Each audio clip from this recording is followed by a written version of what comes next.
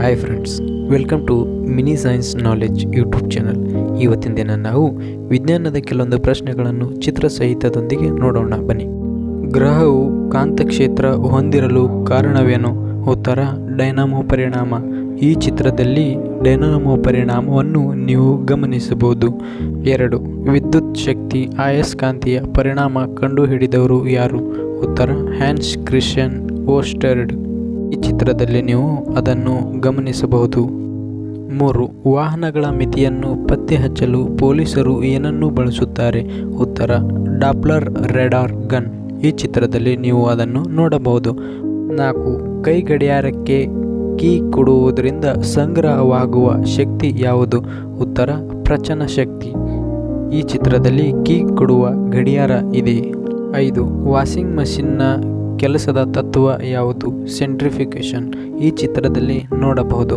6. ತಾಮ್ರದ ಪರಮಾಣು ಸಂಖ್ಯೆ ಎಷ್ಟು? 29.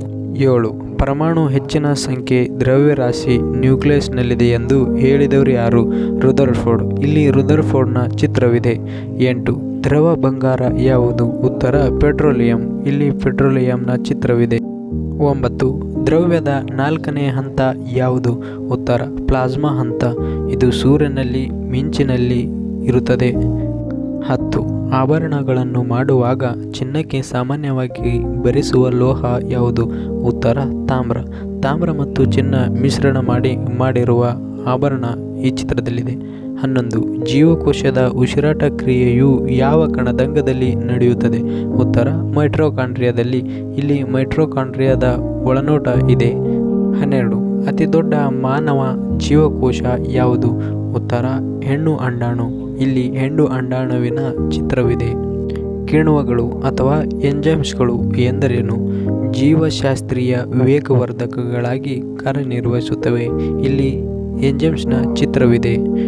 14. ಯೂನಿವರ್ಸ್ ಡೋನರ್ ರಕ್ತದ ಗುಂಪು ಯಾವುದು? ಅಂದರೆ ಸಾರ್ವತ್ರಿಕ ದಾನಿ ರಕ್ತದ ಗುಂಪು ಯಾವುದು? ಉತ್ತರ ಓ ನೆಗೆಟಿವ್. ಇದರಿಂದ ಎಲ್ಲರೂ ರಕ್ತವನ್ನು ಪಡೆದುಕೊಳ್ಳಬಹುದು. 15. ರಕ್ತ ಕೆಂಪಾಗಿರಲು ಕಾರಣವೇನು? ಉತ್ತರ ಹಿಮೋಗ್ಲೋಬಿನ್. ಇಲ್ಲಿ ರಕ್ತದಲ್ಲಿರುವ ಹಿಮೋಗ್ಲೋಬಿನ್ ಈ ಚಿತ್ರದಲ್ಲಿ ಸರಿಯಾಗಿ ತೋರಿಸಲಾಗಿದೆ.